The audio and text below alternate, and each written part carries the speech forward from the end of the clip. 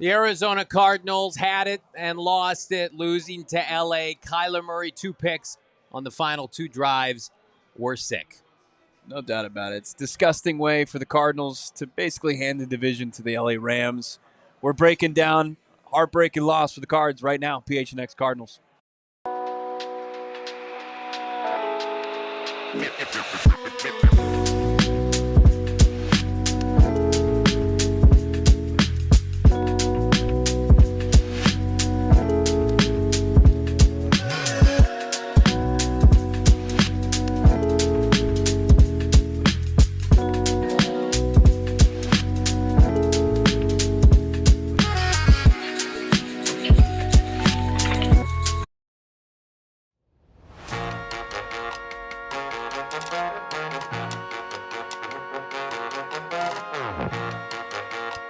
Hello and welcome in. It's the PHNX Cardinals podcast post-game show, your premier Arizona Cardinal podcast. Like and subscribe. Leave us a 5-star. Big thanks to everybody here at Gila River Resorts and Casinos. I'm Johnny Venerable, Brack, Damon, Dawg. We're here on a post-game show. Cardinals drop their second to last game of the year, essentially gifting the LA Rams the NFC West, losing 13-9. Before we jump into everything, presenting sponsor today on today's post-game show, our friends at Bet365. We did go 3 for 3 on our parlay with Bet365. Never ordinary. Choose your offer. Find out why, whatever the moment. PHNX Bet365 is the bonus code to tap into. It's a sad boy cash. Yeah. I mean, your assessment here, rapid reaction to, let's just call it right now, our Sanderson Ford drive of the game. The Arizona Cardinals throw a pick. Defense bails them out again. They get the ball back. They start basically almost at midfield. Kyler Murray goes to Trey, goes to MHJ. Michael Carter's running well. Yeah. First and goal inside the 10. Bo, what happened? Oh, man. I mean, it's reminiscent of the A.J. Green play where he doesn't turn around. Ball kind of gets deflected a bit. And Rasul Douglas at the time comes up with the game-sealing pick. This time it was a ball that just got on Trey McBride quick. He turns around. Anticipating the pass from Kyler Murray, just gets on him too quick, hits him in the helmet, deflects right up into Rams defender's hands for the game-sealing pick. And, back-to-back picks to end the game, another couple opportunities for Kyler Murray to go down and win a ball game for the Cardinals, and they can't do it. Yeah. And as much as there was some things in the second half after being shut out in the first half, you're encouraged by the 9 points that they put up, the TD and the field goal, albeit with a PAT mixed in there. That's disappointing, but you saw some really nice things offensively, but yet here you are again, not being able to execute when the moment's the biggest. And that's the thing that hurts the most for this Cardinals team. Like, you could have gone there. The opportunity was there to play spoiler, and you fall short again. Yeah, no one wants to hear about, they got Trey McBride involved, and Marvin looked good, 96 yards. We're going to talk about all of that. But here's the bottom line. You outgained them through the air. You outgained them on the ground. You won time of possession, right? You dominated that second half.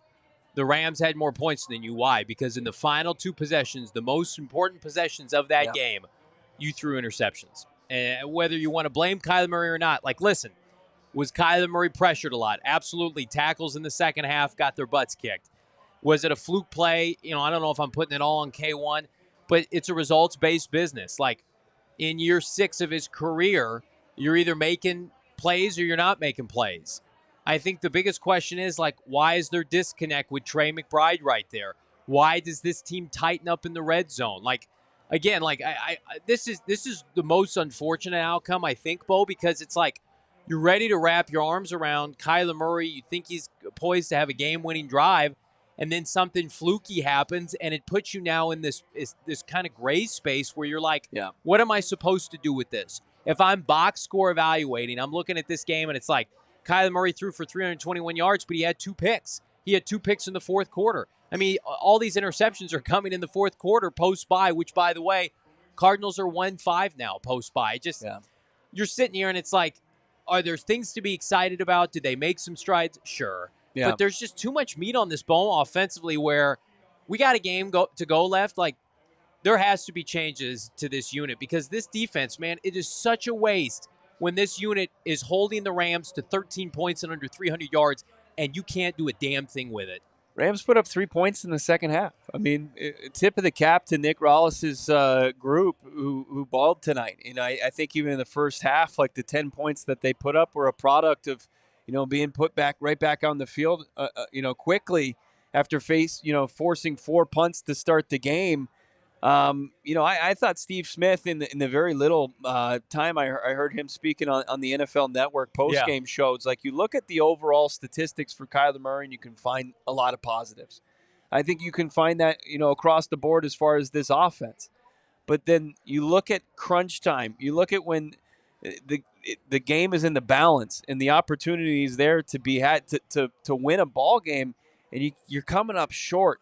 And as you mentioned, 1-5 post-bye, like you just can't find excuses there. You can't just say, well, you can't run from that. You can't run from that. And it's like if we're having a nuanced conversation about this, the first pick, that ended that drive, that luckily the Rams defender came down with it and put them backed up deep in their territory.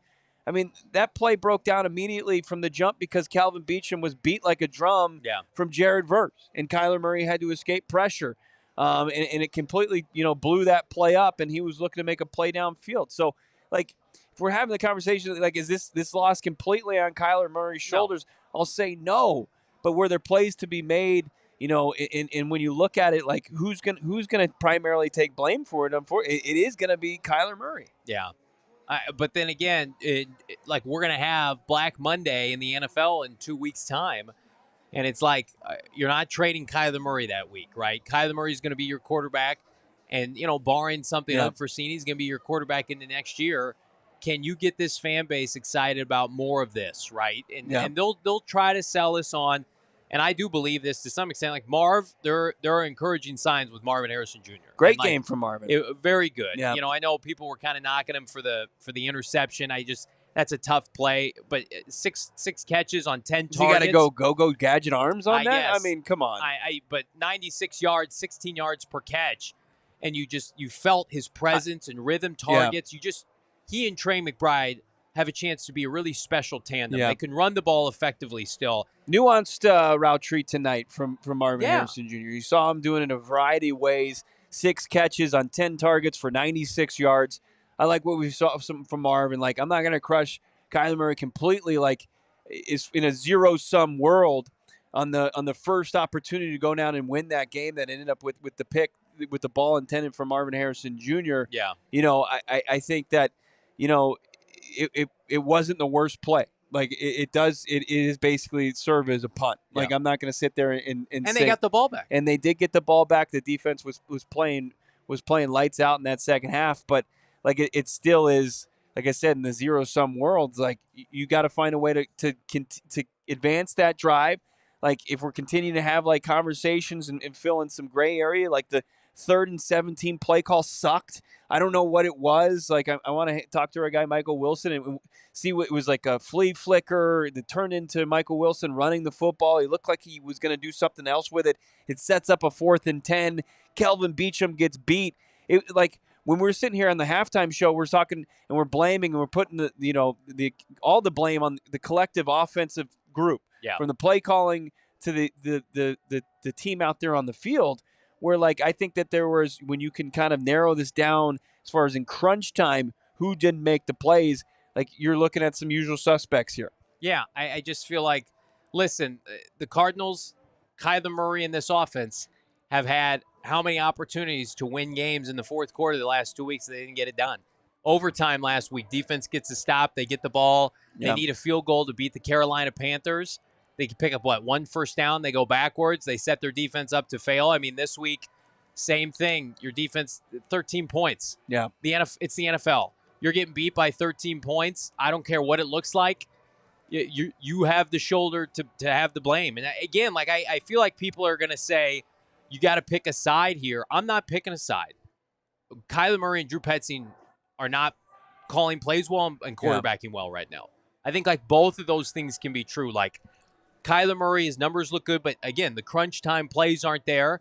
And Drew Petzing, like, he does something good. We were talking about it here at Gila, like scheming up the tight end. He's great at that. Yeah. But then it's like in the red zone. I mean, like the Cardinals, and this cannot be disputed, post-bye have to be amongst the worst red zone teams in the NFL. They are atrocious in the red zone. I mean, it was even trying on the Trey McBride touchdown, wasn't it? It was on third down, and you're just holding your breath, and that was a pass play before the goal to go. Yeah. I mean, you just feel like you're clinching because something terrible is going to happen, and then it finally did. Everybody, be sure to drop a like. We got over 800 people watching on YouTube alone. We appreciate you all, and it sucks because the X Factor player of the game, and even with the helmet to the head, Trey McBride, he's unbelievable. 16 targets, 12 receptions, 123 yards, a touchdown. And again, Trey McBride, he's one of the few things going right for the Cardinals this season, and I'm going to commend him. And I'm sure he's going to feel terrible about not getting his head around and the miscommunication, but he's going to get a big-time contract this offseason. He deserves it. Went over 1,000 yards on the season, but you hope that, and you saw his emotion last week after the loss against Carolina. You don't want to condition too many of these young guys that this is what the Cardinals franchise is. And I know there'll be snark in the comments like, oh, yeah, big-time losers historically. When you're trying to put together a culture, these wins, and I know a lot of people are like, lose for draft picks. These wins are important. This is how you build a culture. This is how you get momentum. Marvin and Trey and Darius and Max Melton, you want to be able to have these guys feel confident about Cardinal football in November, December, and January. 1-5 is you just can't sell it. And the only win against a Patriots team that right now might be the worst team in the NFL, sans the Chicago Bears. Yeah, you were able to benefit from that. You couldn't take care of business against the 3-win Carolina Panthers team. We'll see what they look like, post that win for them last week tomorrow. But just another devastating loss for the Cardinals. And you can look at, you say, chalk it up, fluky play off the face mask of who you want to target in that situation, but you're still it's first and 10, or it's first in goal in that situation, right?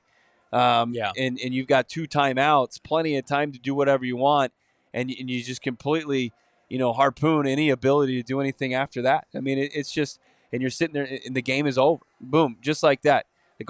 Everything that you've done, taking advantage of that second life that your defense provided you, and you're marching down and you're making plays and you're getting chunk plays, and Drew Petzing seems like he's finding the rhythm, and you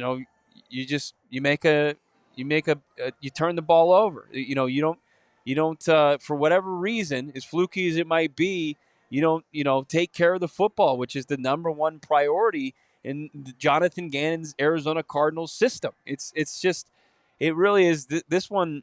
I don't know. I think this was the most heart-wrenching loss of the season. And this or the Vikings. Yeah, for sure. I mean, for it to be there and to be able to play that role of spoiler and to have the opportunity to maybe tweak a little bit of narratives here before the final whistle blows on the 2024 season, and to come up short again and do it in such spectacular fashion, it really sucks. I mean, I see everybody in the chat, and I see a lot of people with all caps and stuff. I understand. This is your time to be frustrated, no doubt about it. This is just, you're finding new ways to lose, and that's not what we expected here with this new regime. There's a lot of trust here, especially for this show for Jonathan Gannon, and I think the execution. You see his fingerprints on the defense. You do, absolutely. And this defense, as you said, it's overachieved throughout the season and continue to do it today. I mean, it was just the Puka Nacua show. That's it. That's all. That's the only offense they had. Yeah. They They couldn't run the football. Everybody's saying, look out for Kyron Williams and Matthew Stafford. He can make every throw in the book. And Matthew Stafford, you look at his stats today, 17 for 32 for 189. had 12 first downs, Bo. Yeah. They 12 first downs. And you come out with another L. You leave Los Angeles and you take the L. It's just it really just sucks. But again, if you're in that locker room right now and you're a defensive player, I don't care how you lost. I don't care if it's a fluke or not. You're blaming the offense. It's the offense. How many times are we sitting here after games and it's like defense overachieved again? Defense made some plays. Yeah. You hope that we're not seeing a byproduct of another defensive head coach, a la Robert Saleh, a la Matt Eberflus, where the defense is good, and at times it's really good. Yeah. And then you flush the offense with resources, and it doesn't matter. Yeah. I mean, like the most successful head coaches the Cardinals have had in their tenure in Arizona have been offensive guys. Ken Wisenhunt, Bruce Arians, Cliff Kingsbury went to the playoffs, Don Coryell dating back to the late 70s. They've never really had a defensive head coach that succeeded. Doesn't mean it can't happen. I think Jonathan Gannon's got the goods to be a really good head coach for this team. I mean, they're 6-4. But you got to look in the mirror and say, if you're JG, and we talked about this, what is going to keep me employed here? How am I going to build off of this? Yeah. How do I know that this isn't going to happen again? Because your defense can be outstanding. His mentor was a guy by the name of Mike Zimmer. Yeah. Mike Zimmer got fired. Why? Teddy Bridgewater, how many bust quarterbacks that he had in Minnesota. They couldn't score enough points. They were losing too many games that looked just like this. And we've got it, pretty well sourced on this show. Before this game, they felt good about Drew Petzing coming back next year. Now, I don't know if this game changes that. I don't know if this is an indictment. I don't think it does at all. I mean, if you look at the final play call, Trey McBride was open on that play. Yeah. I mean, how is that on Drew Petzing? Like, Drew Petzing. Well, but it's the whole game. I mean, you only have 9 points for the whole game. Right. And I get that to an extent, but because most of the fan base is going to want Drew fired after this year. Yeah, I don't think that can be disputed. But there was enough tonight to where I think when they look at the tape and they look at the the missed plays, the missed opportunities, I don't think that they're gonna say, hey, Drew, come and talk to me. But look, I mean, everything has to be looked at with a critical eye from here on forward. Yeah. Like in especially when you get to post Sunday, we assume next week against the 49ers. We'll confirm when that game is shortly. But you got to figure out what went wrong. Like, people in there that are turned off by the conversation right now, and there are 9 points that were scored today. The team is 1-5 after the bye. I don't know why anybody wants to say, we tried our best out there, and at least Marv looked good, and Trey McBride continues to be a monster, but it still doesn't produce enough to win football games. Yeah, I think we're kind of beating around the bush here. I mean, it's just they've got a Kyler Murray problem, and I don't know if it's fixable or not. I mean, we're just Jacob. I didn't say to say that I'm saying it's going to stay the status quo. I didn't say that. Kyler Murray now 13-30 in the months of November, December, and January. Yikes. We're going to break down K1's performance and more coming up here. Yikes. Hit that like button on PHNX Cardinals. Well, if you want to wash the taste out of this game out of your mouth, look ahead to college football. It's the Fiesta Bowl season. Viva the fans, viva New Year's Eve, and viva a new era of college football. It's the VRBO Fiesta Bowl, December 31st, next week, 5:30 p.m. Boise State takes on Penn State in an offense-defense vaunted matchup in the college football quarterfinal playoff. Come early for the New Year's festivities, 2:30 p.m. for the Fan Fest pregame party. It's got a block party into the big games, band performances, cheerleaders, fun and games, food, beverages, and more. Be there to witness history. Get your tickets now. fiestabowl.org/tickets. VRBO Fiesta Bowl. Viva Fiesta Bowl. Brack. Oh, man.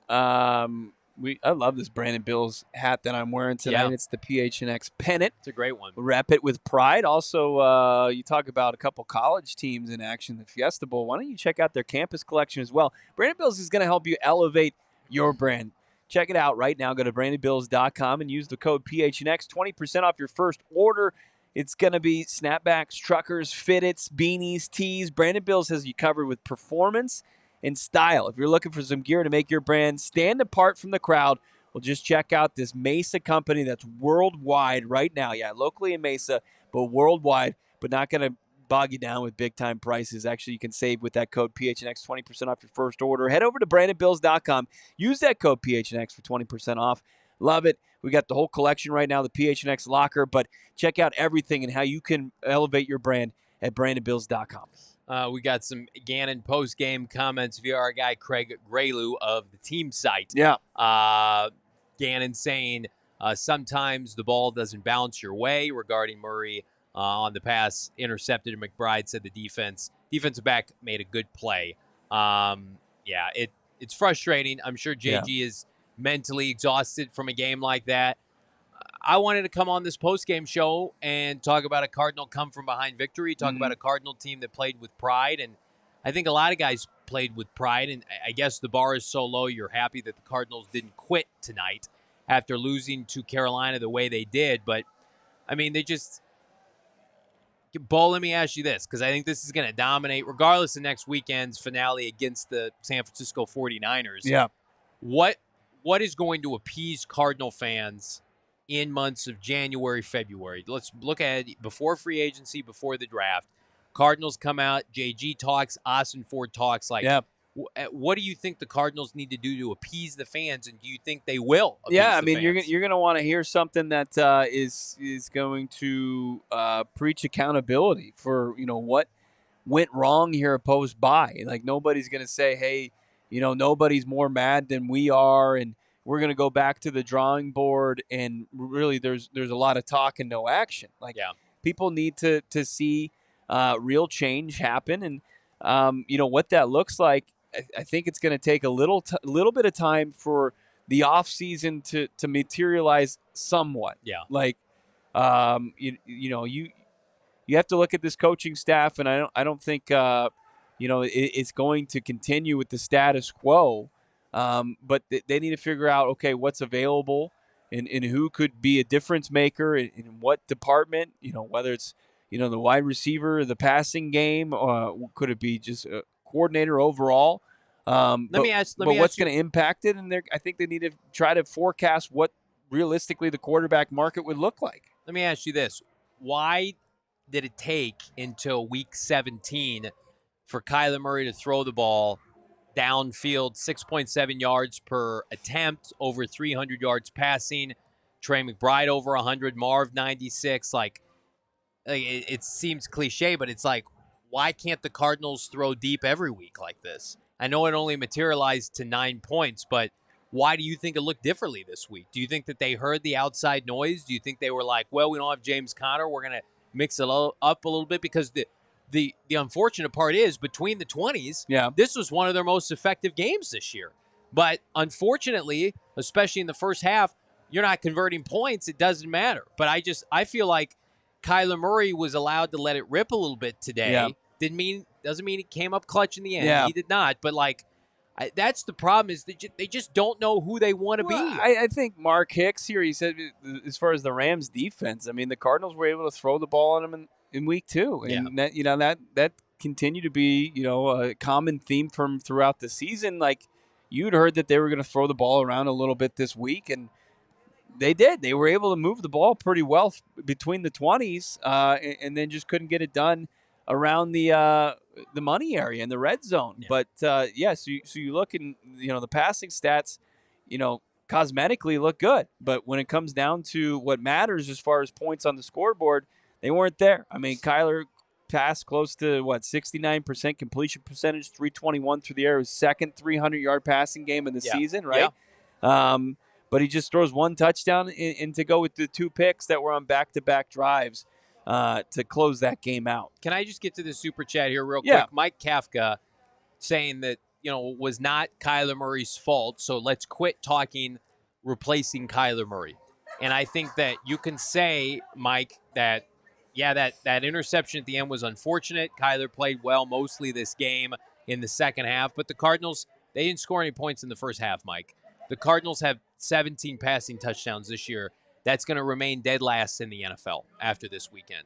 Kyler Murray rapidly approaching double-digit interceptions on the year.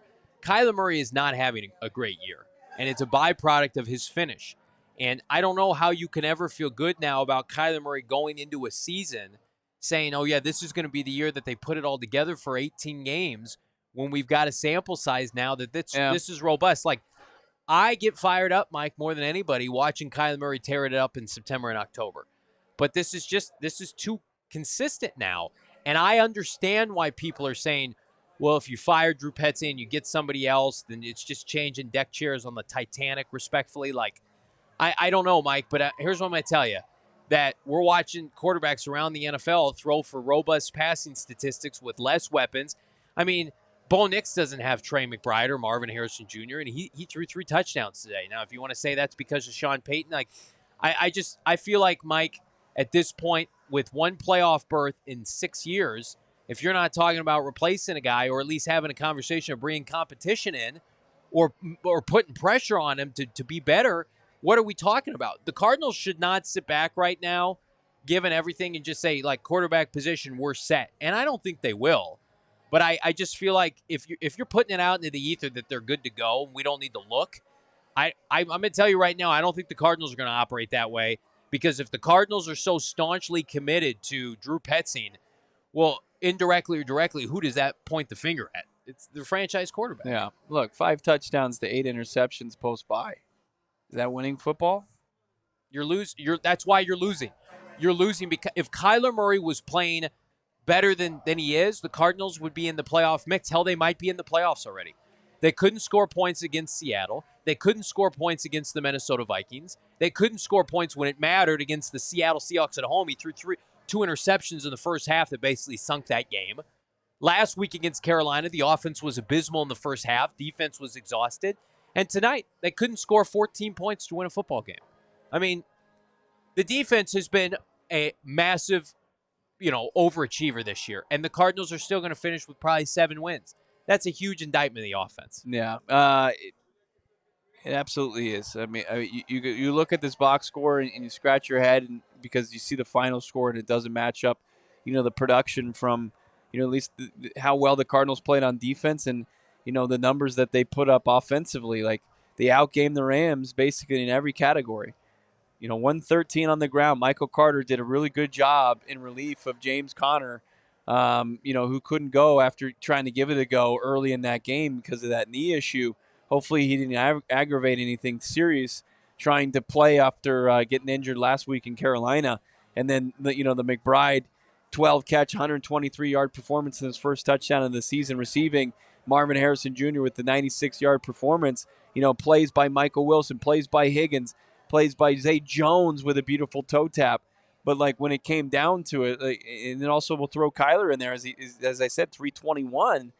But you just didn't get it when it meant most. Like, it just there's something that there's a disconnect. Like, you can even point to, like, the downfield passing game. Like, okay, there was some semblance of that today, but it didn't matter because you couldn't cash it in the red zone. No, you got to score points, guys. I see people in the chat, and we've got a lot of energy, and we appreciate it. Drop a like on this video. Your opinion matters here, even if 1 for 4 in the red zone. Yeah, it's awful. Yeah, you're just not. You scored 1 touchdown today, guys. You're not beating anybody like that. And I see. And the block kick was big. The block kick on the first touchdown that they score is big. And that's another bit. That's been another post-bye issue. That was when you were rolling it, when you ripped off 4 in a row. Chad Ryland was nails, and then and of course you had your offensive line, and you've had some woes, and of course some injuries. But for your special teams, it's about the same. Yeah. To get a block kick in that situation, it's brutal. It's not a reason. I'm not going to sit there and say that's why they lost the game. No. They lost the game because the final 2 drives that they were marching down the field.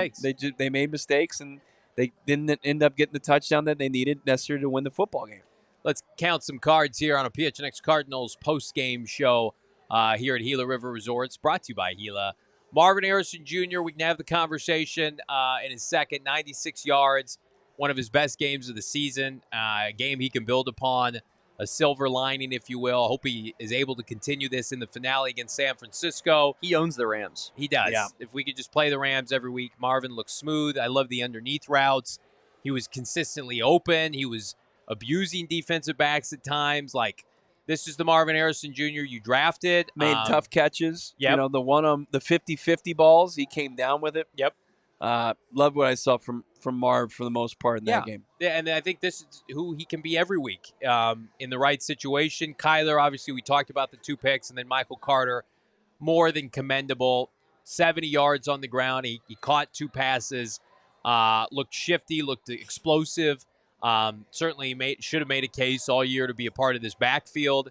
The Cardinals have been able to run the ball all year. And again, it's an identity of who they are, and if you want to knock Drew Petzing for this crap passing game most of the year. You got to give them props that they've been able to run the football. But again, I think today is a perfect example of that. Like we can running the football has a ceiling, and we saw it today. Yeah. Like you got to be able to throw passing touchdowns in this league, and when they're on pace to throw 17 this year, guys. It's just not good enough.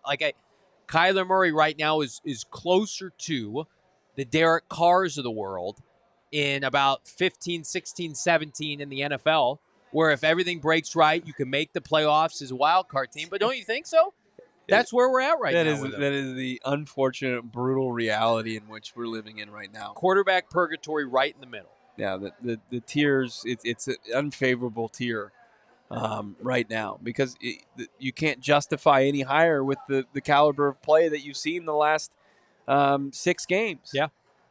I love it from Chase, man. Kyler's not getting it done. I hate it. 100%. Yes. That's our mindset right now. For everybody who thinks we've turned on Kyler Murray, guys, they've turned on themselves. They can't win football games. Like this is I'm a break to everybody. We got 800 people watching. This is not respectfully an NBA podcast or a Major League Baseball podcast or whatever sport you want to have where it's like individual star players sometimes over the team. We're going to judge this team based off wins and losses and who is helping them gain that. And last year we graded on a curve, right? Not available. Dobbs is out there. They sacrificed 2 against Cleveland. They had some momentum.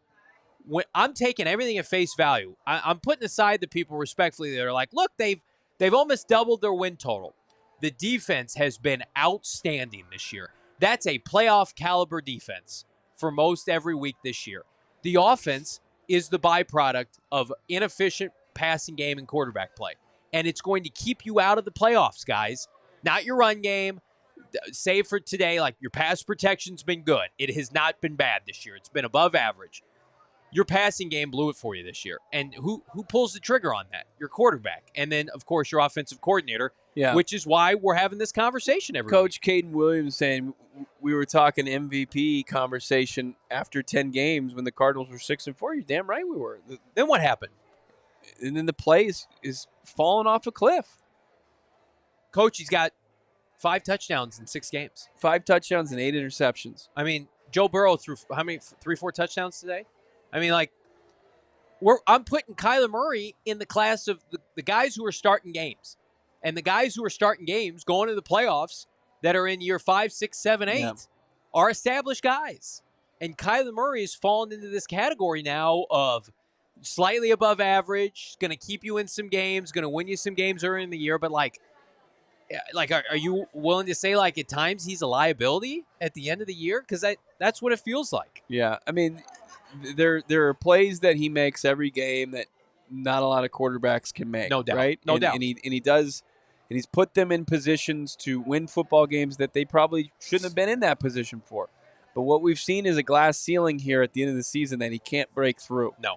And there have been groups in facets of this team that would put this team back in a position to go and win football games. And Kyler Murray, led by Kyler Murray's group, they couldn't finish the deal. And I don't know, like, where you start to make that argument. Like, what's going to put, like, I remember laughing at people saying, and there was jokes and parodies and satire about it, like, oh, all Justin Fields is going to need is, Travis Kelce at tight end, right? Puka Nacua at wide receiver, and the best slot receiver in like a all-pro offensive line. It's like, well, how much infrastructure do you give a guy? Because they've given him a great amount of infrastructure to have success, but every team deals with injuries. Kyler Murray does a really good job in extending plays for himself, but now he's been extending plays, and it's turned into making a bad decision on the back end of it, guys. And I love to see him go out there and cook, and I love to see him go out there and perform. We just haven't, like, if you want me to come out here and make excuses for him post-bye, I just think that would be disingenuous. It'd be a slap in the face to you guys as an audience. Like, we're not going to do that here. Like, we're not going to put the respectability I believe that we've built up over time on this show to sit here and say, like, hey, they've had good quarterback play post-bye. They're 1-5. And the defense, I think if you look at it statistically, is probably a top 15, 16 defense post-bye, or at least top 20. Where's the offense? I mean, they were 28th in passing touchdowns entering today. I mean, like that probably is going to fall a little bit. Like Caleb Williams, everybody thinks that's a disaster. I mean, he's cooking Kyler Murray and passing touchdowns and big plays and explosives. So it's depressing. I don't want to have this conversation. I was ready to come on this podcast and commend Kyler Murray K1 for the performance he had in the fourth quarter. That was my daydream. When we were sitting there with our guy Schaff and Jim. We got Max filming us, ready for a reaction. Jess, yeah. All the diehards that were here today, we appreciate you all. Yeah. But he threw it. They had a fluke interception. Now was an interception. Like, as a quarterback, you've got to own everything on the field. Routes, timing, everything. And I'm not going to break down that play because I don't know what was going through K1's head, why he threw it so hard, or why McBride didn't have his head around. But who gets the blame at the end of the day? It's the guy pulling the trigger, making the most money. Like, fair or not. And I'd be saying that about Mahomes. If that happened in a Super Bowl, I'd be saying that about Josh Allen. Yeah, it makes me sick. Like, if you could just throw that, if it just gets knocked to the turf, it's second down. Yeah. You've got 3 more opportunities at it. It's just, I'm sick to my stomach that Cardinals fans were robbed of it. It's just, they were just in such a favorable position to get the job done. Like, in the NFL, life's not fair. Like, that performance, unfortunately, for Kyler Murray, which wasn't terrible, is going to be lumped in with all of his terrible performances post-bye. Oh, yeah. And he's not going to be able to say, like, you're not going to have the benefit of, like, well, let's look at the tape and look at what the interceptions look like. You're going to see the black and white statistics. You got to win games, man. Yeah, yeah. It's 5 touchdowns, 8 interceptions, and a 1-5 record. And you can pull some positives and stuff like that, but like this team, like if you're going to look at this and try to put it in perspective, well, progress is progress. There's been a regression post-bye from the quarterback position, unfortunately. That sucks because he'd been playing so well, and he'd been the reason why they had gotten to the point after 10 games. He was been the reason why last season that they were playing in fun games at the end of the season. And normally, like when you wouldn't care about a 4-13 team, you were like, oh, let's turn on the game and watch Kyler and see what he can do and how he can elevate this team. And now it's just like, man, can he get back to a point where he can just play? He's the one playing winning football, and they're not like he's not the reason that they're falling short in these games. And I also think like Kyler Murray wasn't throwing touchdown passes aplenty in the first 10 games either. He just wasn't turning the ball over. And it was kind of masking the lack of touchdowns through the air. I want to get to this super chat from Isaac Damon if we could, pointing out most recent one, $9.99. We appreciate it. I'm sorry. I forgot Kyler played offensive line, missed blocks, got penalized. I forgot Kyler, James Conner, fullback on the dive. Yeah, I forgot Kyler played special teams, got the PAT block. Isaac, you're preaching to the choir here. Like, Kyler Murray was not like the biggest problem with the Cardinals today. But again, we just mentioned it when his performance is going to get lumped in with their 1-5 record. Yeah. And he didn't win them the game. He didn't lose it for him necessarily. I mean, he threw 2 interceptions on the final 2 drives, but like when you're paying a quarterback and you're splitting hairs like that and he's making $50 million. Yeah. If this is a bridge quarterback, which he may end up being, and he's making $25 million on a 3-year deal, maybe you're feeling differently about it. If this was Joshua Dobbs, we'd be feeling differently about it. But this is a guy that we expect to, when he has this many how many drives did they have that produce points? How many drives did they have, period? I think they had like something like 10-plus drives today. No. They got points on 2 of them. Right. Fair or not. And there wasn't a whole lot of punting, right? No. I mean, there was in the first half. Yeah, in the first, yes. You got to be able to just sit back. I mean, they played their brand of football down the stretch in the second half. Yeah. They went and they said, we're going to play this way of football. We're going to put together and engineer drives. And they come out. Yeah. And they go 6 plays, 68 yards for the touchdown. And then the next drive, they go 5 plays, 80 yards, stall out, get a field goal. And then, the next 2, it's pick, game over. We're going to break it down more, plus your super chats here right around the corner. Again, want to remind everybody the Fiesta Bowl is next week. We had the parade earlier today. Big thanks to our friends at AZ Family 3 TV. Hope you guys had an opportunity to head on out to Central Phoenix for that parade. Again, Fiesta Bowl brought to you by our friends at VRBO. 52nd year here with Lerner and Rowe, by the way, for the parade. And love the vibes. Again, heading into the Fiesta Bowl, Penn State against Boise State. Check them out now. Get tickets. Go to the tailgate. Go to the event. fiestabowl.org/parade, Bo Brock. Oh, man. Yeah, it was great. Navigated around it today. But it's always a great event. Also love our friends over at Verizon. You know what Verizon's doing? Not only are they providing an unbelievably reliable network that I can get going anywhere in the Valley or anywhere in my travels throughout this season covering this team, Verizon Access also has the experiences that you love. Whether it's getting you to a Suns game, which I'll give you the details about here for free, but also they're going to get you the best in sports, music, and entertainment. And they got that award-winning 5G network to power you through your day. But we want to hook you up with Phoenix Suns tickets with our friends over at Verizon. Go to gophnx.com/Verizon for your chance to win 4 lower-level seats to a Suns game on January 12th, along with prepaid parking. All you have to do is show up. Well, all you have to do is actually go to gophnx.com/Verizon and enter to win. Of course, you don't have to make any purchases necessary to enter the sweepstakes that ends Friday, January 3rd. So I would say get in right now while you can so you can get yourself to that Suns game, 4 tickets and prepaid parking to see the Suns hit the hardwood, hopefully get up a dub, and you watch it in person. Thanks to our friends over Verizon. Thank you, Verizon, for setting this up for our very loyal viewers out there. Yeah, we appreciate Verizon. We appreciate all of you, over 700 watching live here on a post-game show.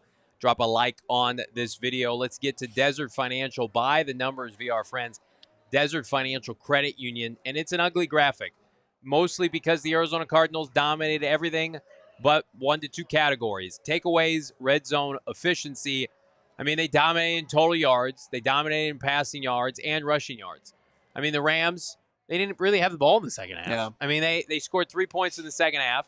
They had an opportunity, to put the Rams, put their foot on their throat, sweep the LA Rams. Something we're not talking about enough, Bo, is like they're on the verge if they lose next week to finishing 0-4 in the division after starting 2-0. Yeah. Like just the psychology of that is so significant. And I know people want to talk about draft position. Like this is year 2 of a timeline with Petzing and JG and Rollis and Monty Ossenford. You do not want to be going backwards. And that's what we're concerned about right now is the Arizona Cardinals in the soft part of their schedule have imploded and have gone backwards. And you've had your quarterback health. You got teams out here winning with Cooper Rush. Yeah. You got teams out here like Joe Burrow's Bengals fighting their ass off every week with no defense, no offensive line, no run game. I mean, and a subpar head coach. I do not like Zach Taylor. Geno Smith is who he is. You got to give him a little bit of flowers for Joe Burrow and sure. Jamar Chase and setting them up for success. But no, I agree. I saw somebody saying that we don't hold Drew Petzing accountable. Like my co-host goes after Petzing about every day. About every day. And I can point out twice today where it was horrific play call. The 4th down. The 4th and 1 to give it to James Conner from a fullback setup on one leg is inexcusable. To draw up on 3rd and 17, whatever the hell that gadget play that was incoming, and thank God Michael Wilson just took it for 7 yards to set them up for 4th and 10, that turned into be the first pick for Kyler Murray. Like that's an inexcusable play call. Yeah. Like we're not going to sit here and give Drew a pass. But if we sit here and talk about the OC, at the end of this loss, like I don't think that he's the number one culprit or the person we need to be talking about after this loss. I mean, he's part of the problem. Absolutely. Post-bye. Again, like, Kyler Murray and Drew Petzing have been bad post-bye. And I think that, listen, you want to have a conversation about the Shaq Kobe of being bad. Yeah. Post-bye. Thank you, Nico. I've been the biggest, Petzing critic. And I got people, I rip Drew Petzing. You got people saying I'm not ripping K1 enough. Like, guys, I said this on the halftime show. I don't care at this point what JG decides to do. Pick one or the other.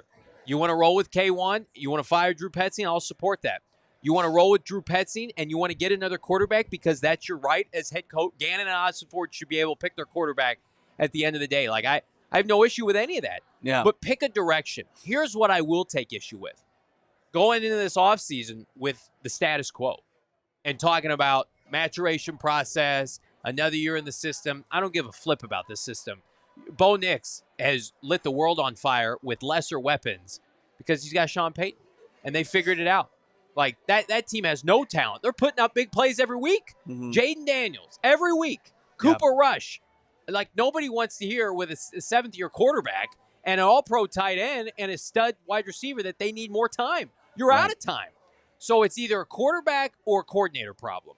And I have you want to flip a coin, JG? You got to pick one or the other. I'm going to be on that all offseason.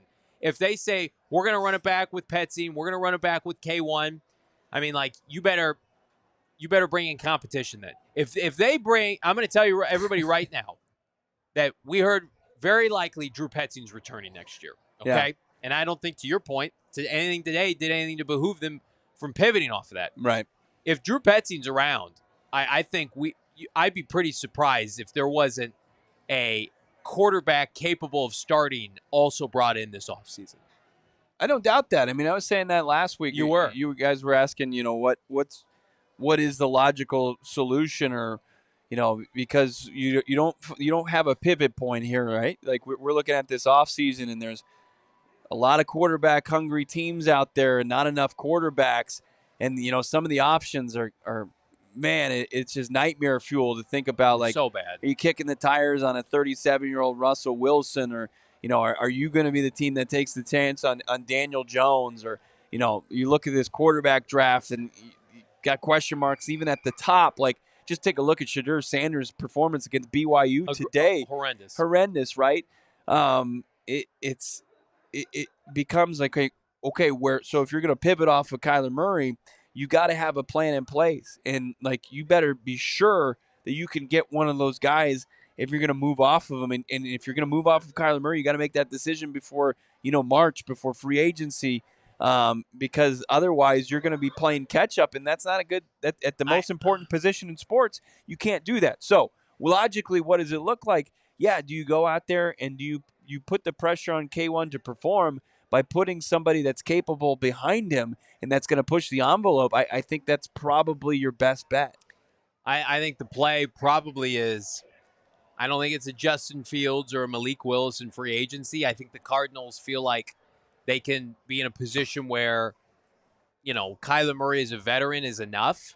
I mean, these veterans are terrible in free agency. I think it's this is going to be a tough offseason for Kyler Murray for a lot of different reasons. I think they'll come out and say all the right things in support of him, but I think they'll work out every quarterback. Do you flush it? I mean, not flush it. Do you flood it? I think they add. Do you go free agency and then you also add one in the draft? I do think they need a better backup, respectfully, at Clayton Tune. He's not a realistic option to start for this team. Sure, you want to bring in a bridge guy. Yeah, I mean, this is not a time for Clayton Tune to be taking ricochet shots. No, I'm sorry. I apologize. No, and I think that's just I hope he can a stick reality around of the conversation. Practice squad guy, but I think you got to come in and compete again. Here's what I will say. If there's a quarterback that makes sense, in the second round of the draft, I think that's probably the play. But that guy might not exist. Yeah. It's easy for me to sit here and say that in December. Guys get overdrafted every year. Like Jalen Milroe, Kyle McCord looked great yesterday, but then I saw a statistic he faced the worst defenses in college football this year.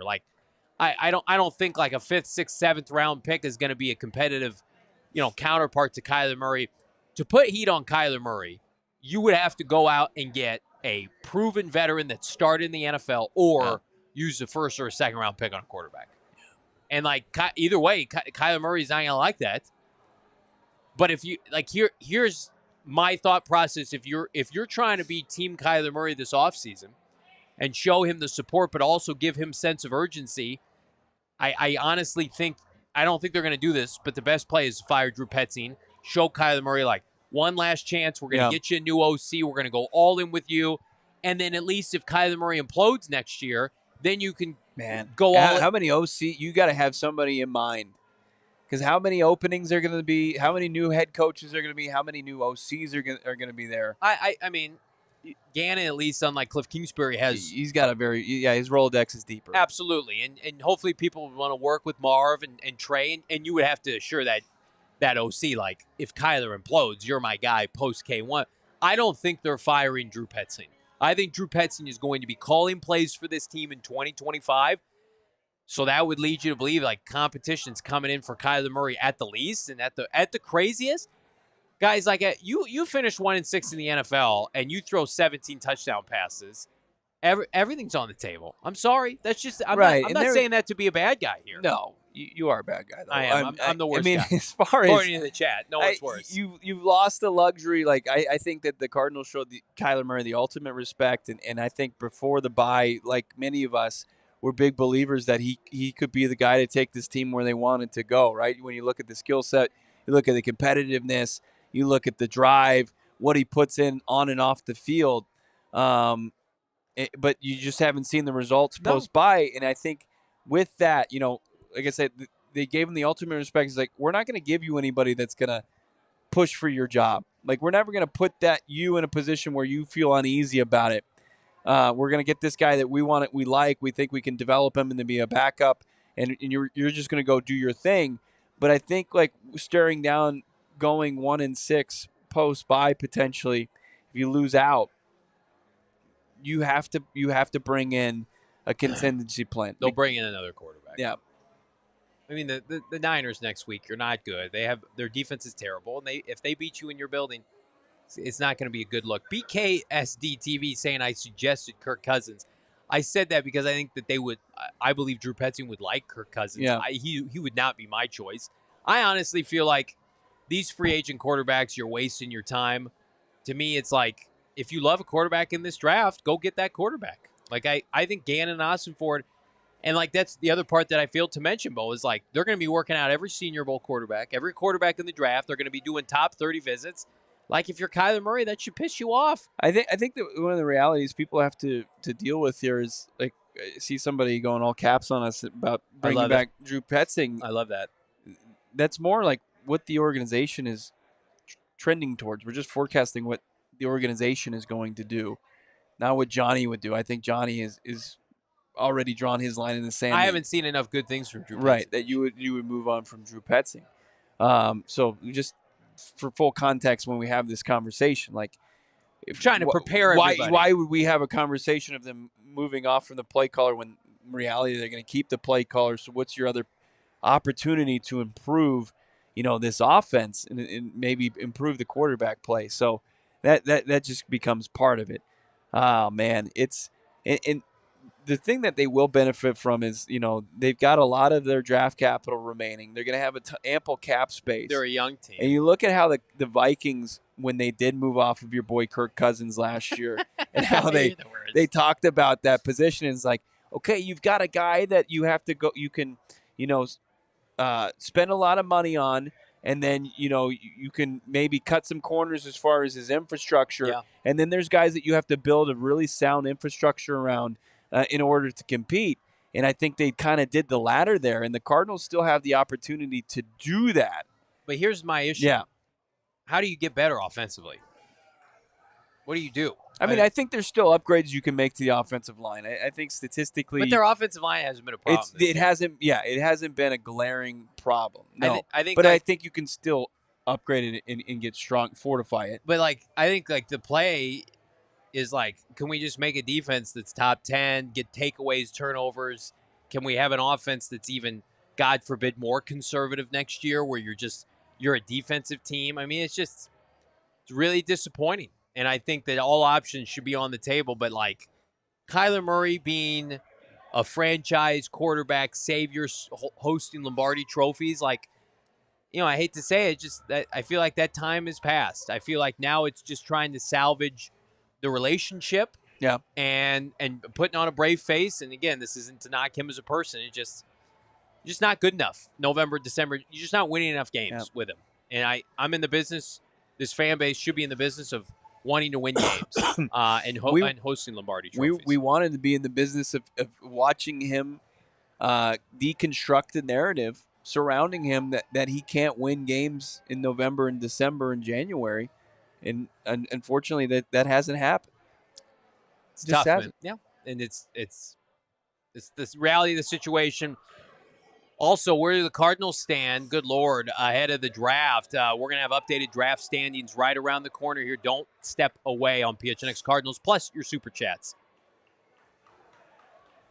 from Super Chats to big money with our friends at Bet365. I hope everybody cashed in with our pregame parlay.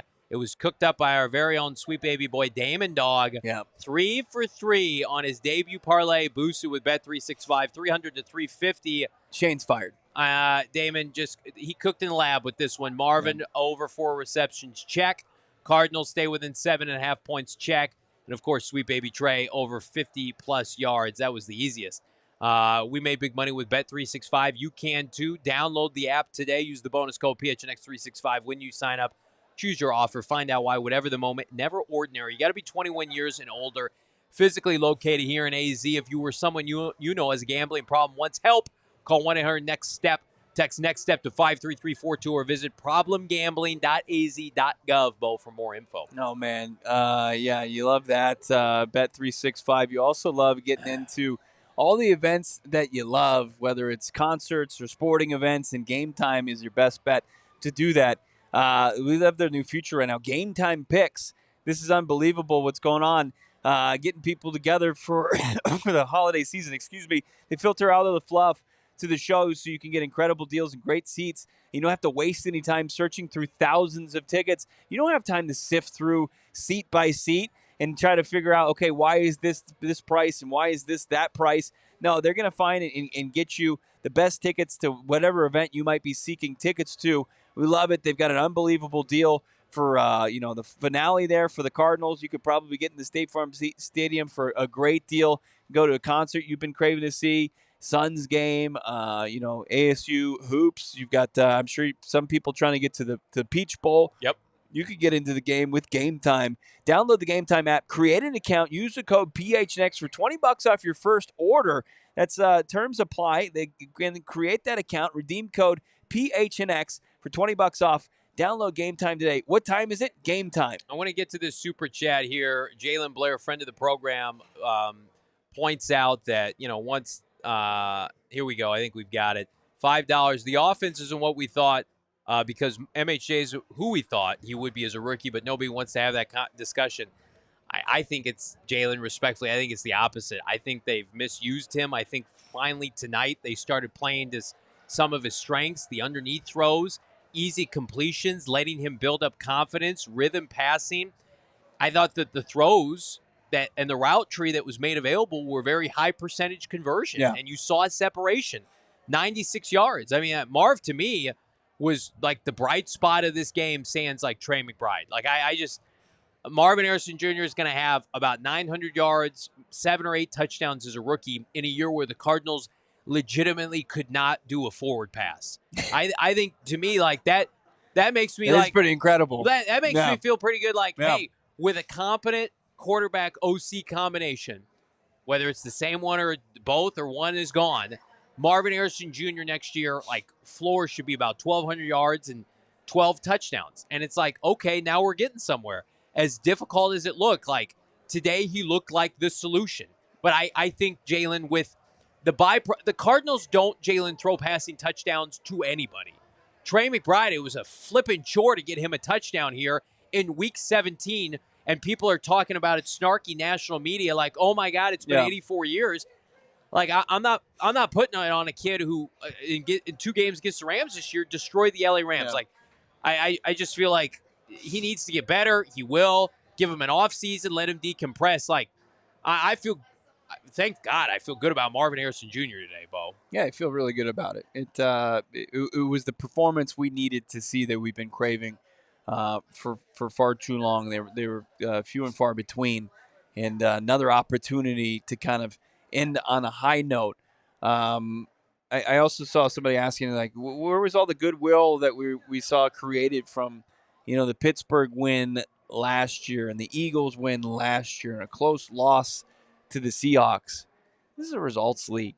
That was last year, guys. That was last year. We try not to be reactionary. A lot of we are reactionary to many things, not right? Us. But at the same time, you have to be honest in how, especially in this league, and I think that's why people like the NFL so much is, one day a guy can be a star and the next day a guy's production can fall off a cliff. and trying to forecast that is super hard. And that's why, especially in a cap league, it's tough to be consistently good. So, look, I mean, it's a what have you done for me lately league. And, like, for us to say, for somebody to come up and say, where were you saying all this, back after the Eagles win last year? That was a great win last year. That was a win that I think catapulted the Cardinals into the offseason and did some nice things. And it's like, where was this conversation, going into the bye? Like, the Cardinals were riding. They were at an all-time high during the Jonathan Gannon era. They'd ripped off four wins. They were showed to be a team that they no longer are. They were a disciplined team. They were a team that didn't turn the football over. They were a team that were making plays in the clutch. They were making kicks. Like, collectively as a team, they were humming. And then it started to slowly fall apart. Yeah. And it's a different conversation now. Like, I wish I could be steady, but the team hasn't been. It's a completely different product. And they're a bad team now. They've played bad football down the stretch. And that's the unfortunate part about having to have these tough conversations. If you're watching with our streaming partners, we thank you. Jump on over to gophnx.com. We got over 600 people watching live on YouTube. Yeah, I would love to go back. Why don't you go pull my Periscope I did on Twitter? Oh, it was great. In 2020 when Kyler Murray completed the Hail Mary and beat Josh Allen. Yeah, that was electric. Let's have revisionist takes dating back to 2019 and 2015. Your Vine after that was great. Fantastic, right? Great 6 seconds. Did anybody go, let's go get my Mac 2000 and you can pull some of my old clips about the, peak Jake Plummer and company? No, like, it's what have you done for me lately league? I mean, you should have seen my MySpace win their Super Bowl run. It was unreal. We're the worst, man.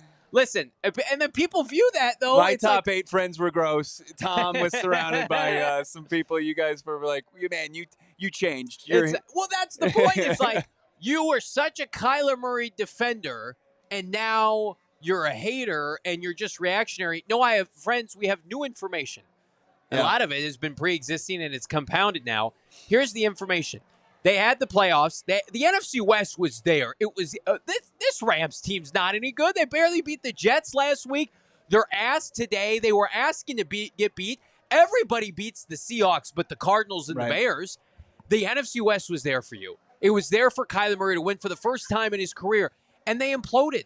And so we're going to sit here. We're going to talk about, hey, guys, in an effort to not have this same cluster, take place again and again and again, let's talk about maybe what we can do to change it. Yeah. And to everybody's credit, pointing it out, the one flipping common denominator is the guy under center. Cliff Kingsbury, gone. Steve Keim, gone. New players, new infrastructure, new offensive linemen, defensive linemen, receivers, running backs.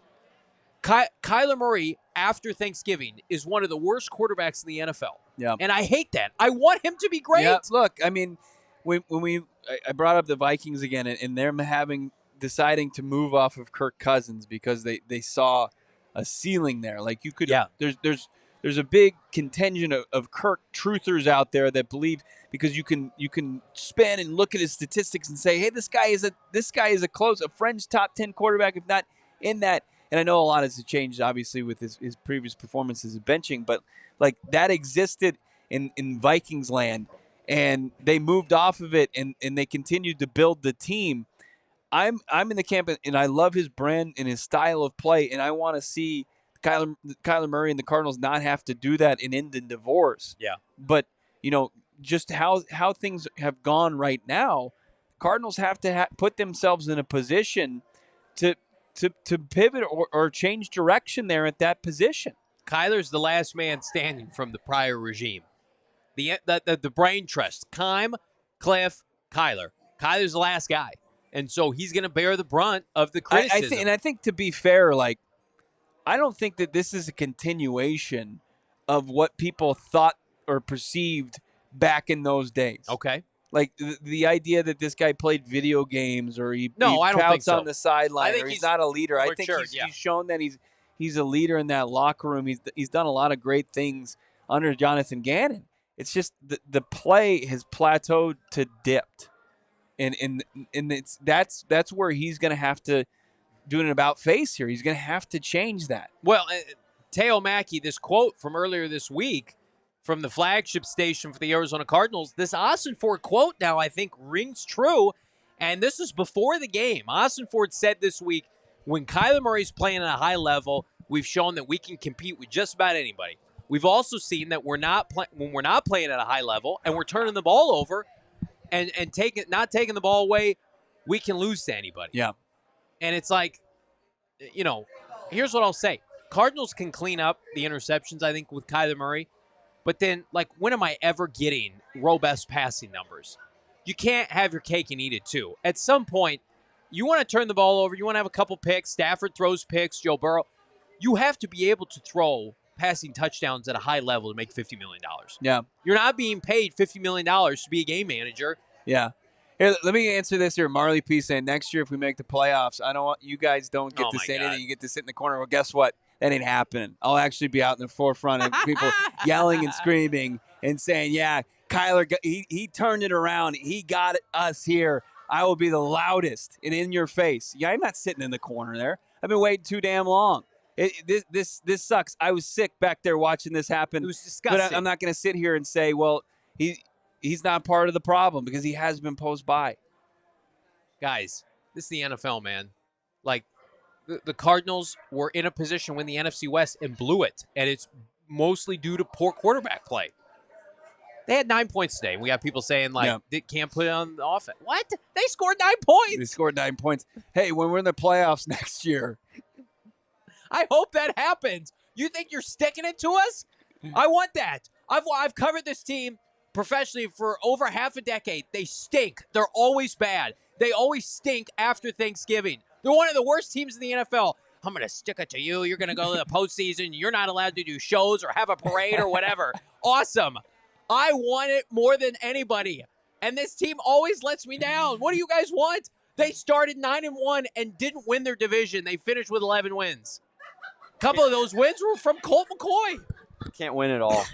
Can't win it all, man. People are saying I am having a mental breakdown. I just can't. Guys, I can't help the fact when the quarterback plays well, we will praise him. You. When they play poorly, we will be critical. This is not an extension of the team side. Look, and I love the team side. There was the game against the Chargers on Monday night. You weren't sold on the offensive port. I mean that started really kind of them getting on a roll. They squeaked out the win on Monday Night Football, semi-Monday Night Football. It was on an app. Yeah. And it wasn't a Monday night. You were it was one of those where the post game, I came in and I was happy to go lucky. Hey, they got the dub, and you were underwhelmed by the offensive performance. I think to give you credit, that was you kind of looking and say, hey, I'm not going to buy hook, line, and sinker. I said the same thing after the Patriots game. Did I not? Right. So it's. This has been pretty. I think we've been pretty the consistent inconsistencies here. of this offense. It's plagued this team this season. It's been their downfall as far as stopping them from going where they want to go. They had a very real chance of being ahead of schedule. The people that want to sit here and say, well, I would have signed up for 7-10. It bested, the total in Vegas for wins. It was 6.5. Progress is progress, and there's a lot of truth to that as far as roster wise and where they've kind of found some building blocks. But at the same time, if you saw this in the context matters so much here, that the Cardinals went 6-4 going into their bye, and they performed very well during the gauntlet part of their schedule, and then folded down the stretch and potentially could go 1-6 here to finish this season. Unthinkable. And to see the play and how it deteriorized that's a big thing here when you're trying to look for progress.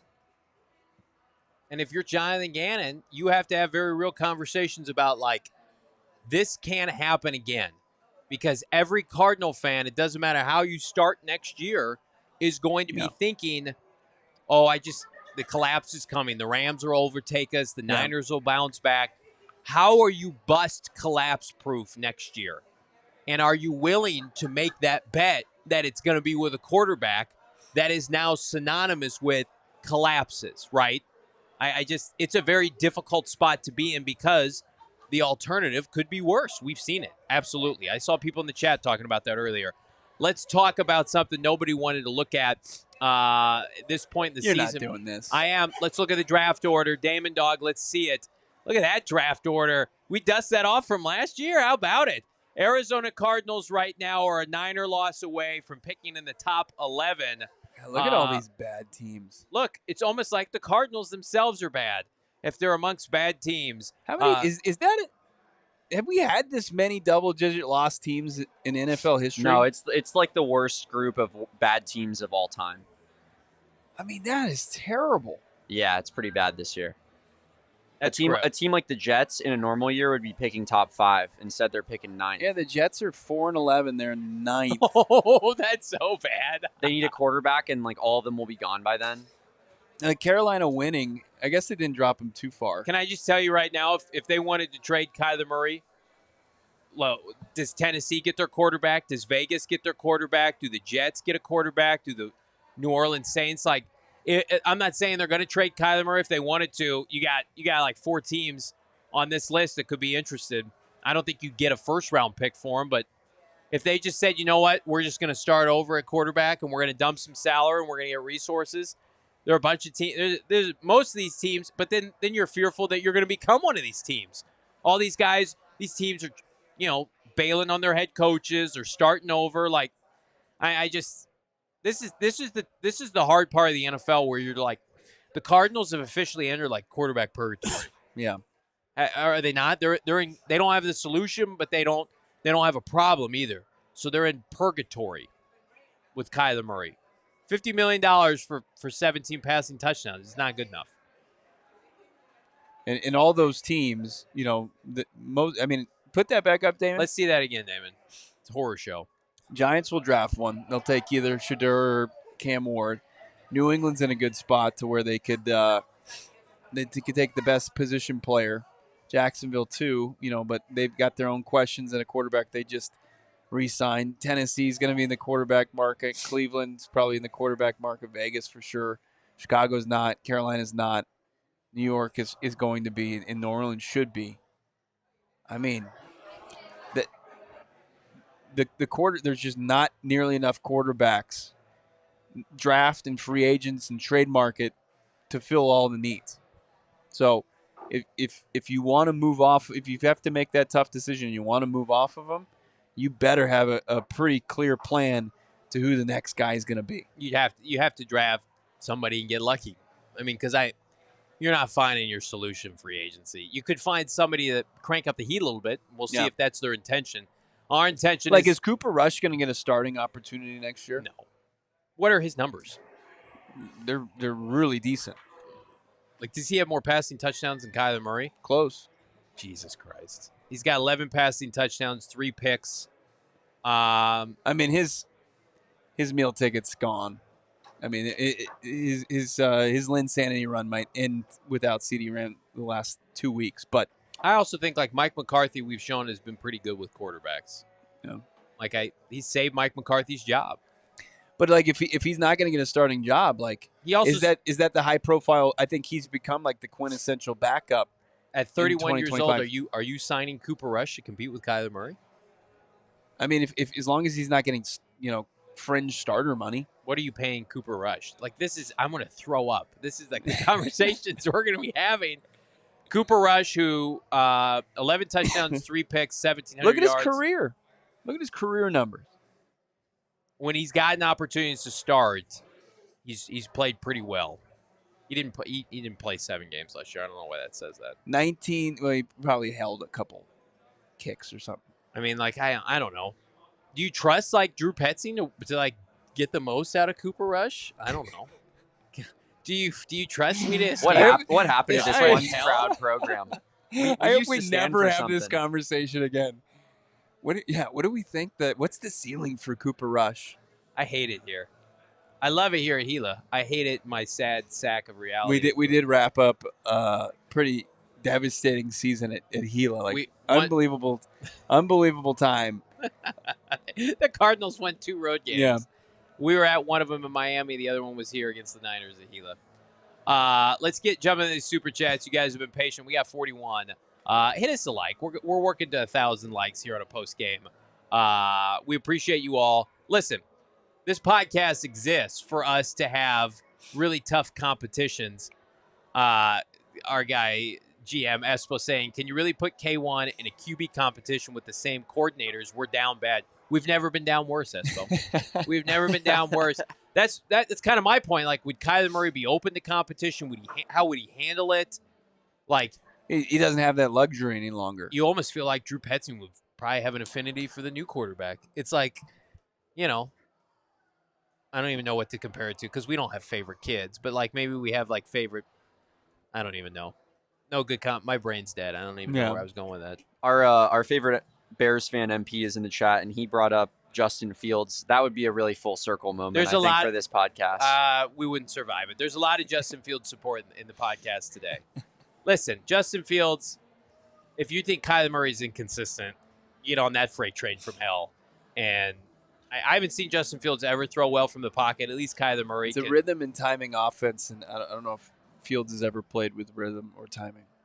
Let's get to these super chats. Super chats. 43 of them. Yeah, we got 40 that we have not read off. Turtle Trolls 199. The AJ Green flashbacks were cursed. Yeah. Nightingale Sunset $2. Give Pottsville back its ring. This team is cursed. Those Pottsville poor saps. We're sorry we did that to you. Rafter KTB Cattle 199. Drew Petzing is the first to go on Black Monday. He's not.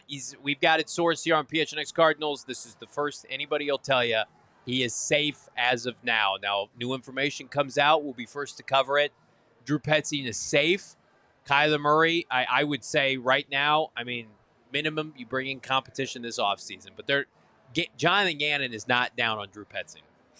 Iron $10. Cards better throw money at Trey in the offseason like it's raining cash, or he'll be gone after next year. His talent would make playoff caliber teams elevate to Super Bowl material. I like the makeup of Trey McBride, and people, they just want to look around the league and look at different situations where guys have forced their way out of unfavorable spots. Trey McBride, he's built different. He's a competitor. He wants to win here. He's going to be compensated handsomely. I think he's a Cardinal. I don't think that becomes an issue. No, I think they're going to pay him. I think he's going to be the highest paid tight end in the NFL. Yeah. I think they're going to have to eclipse what Hawkinson and Travis Kelce made, and Cardinals can do it. They have over $100 million. Trey McBride's on his way to being an all-time player for this franchise. Yeah. There's no chance. You let Budda Baker and James Conner retire as Cardinals, you're not letting Trey McBride Trey walk McBride was their Walter Payton nominee this year. He's a guy that wins on and off the field. He is somebody that the Cardinals would have no problem, even as it continues to be an ascending player, locking up and rewarding. $18 million a year is going to eclipse Travis Kelce. I think Trey McBride gets it. Yeah. I'm going to go ahead and go rogue here and skip the line to some of the bigger super chats. Okay. That's fine. For my boys. Red Sea 1999. Johnny had me all in on MHJ. Yeah, Johnny. Oh, no. That was all your fault, buddy. Oh, no. None of the rest of us did any MHJ propaganda on this show. I see the rest of the super chat. I'm ready to face the judge, jury, and executioner here. I have to watch Marv show some potential. Yeah, some potential today. Meanwhile, Johnny's least favorite wide receiver, the number 34 pick, broke the Chargers' rookie yards and touchdown record, 77 receptions, 1,054 yards, 7 touchdowns. That is, of course, for Lambeau Lad McConkey. Swing and a miss, Johnny. Red Sea, I am willing to admit I will eat the crow, Lad McConkey, be good at football. Now, here's why I'll push back. Marv with Jim Harbaugh, he's cooking with gas, and he's having the kind of year I think we envisioned. Justin Herbert, I think we're having a different conversation, but Lad McConkey's a stud. But again, like we were talking about passing on Marv for like a Lad later in the draft, that was never appealing to me. But, Jim Harbaugh makes everything work. Like, Lad McConkey with Drew Petzing, is it a good fit? I don't know. I don't think any of us can say that. It's not. So, Marvin Harrison Jr., if he was with Jim Harbaugh, would be having the best rookie year of any receiver. The Cardinals, listen, Marv's not without fault. The Cardinals really botched Marvin's development this year, and I will not get off of that mindset. I think I saw we got a dislike there for you lamenting on Lad. That's times are tough. If you put a thumbs down on this video, I'll accept it. He's a good player. I still take Marv Yeah. in the future. Marv, 57 catches, 822, and 7 touchdowns. Those are his But updated he stats. can't play. He's just terrible. He literally is part of the worst passing offense in the NFL in terms of passing touchdowns and big explosives. And he's doing all he can. He's carrying this receiving core. You know who has a bigger gripe? If I'm Michael Wilson, it's like I was supposed to have a big year this year. Yeah. And we don't throw the ball. So let's keep going, Damon. Yeah, Dawg. for sure. Bo, could you imagine being the guy that didn't like Lad McConkey, by the way? This- That's a tough This tough take. podcast hated Chop Robinson. They'll never admit it publicly. And I was team Chop Robinson. That guy's a stud. He's very good. Brendan Freight's $20 says MHJ had a good, not great season. Kurt said it best on the broadcast when describing MHJ versus K1's play style. Defense overachieved, then came back to what was expected. The third year was always the year to be truly competitive. The defense. Pressure's on. Pressure's on in the third year. And, you've got a lot of questions going into this offseason that you have to answer correctly in order to take that jump. It's not just going to be linear, and you're just going to go like that. Like now it becomes very tough to get better, to break through and go from, 7-win team to a team that's 10, 11 wins and securing Minimum. a playoff berth. You're right, Ed. He would be Andy Isabella here.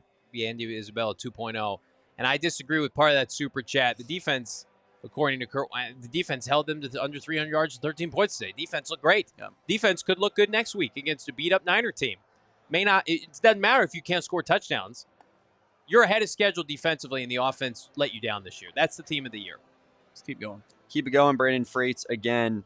Remember the expectations coming into the season. Trey proved he's a dog. MHJ and K1 will get it down over the offseason. Plenty of money to spend on defense and O-line. I think third year is the year. All right.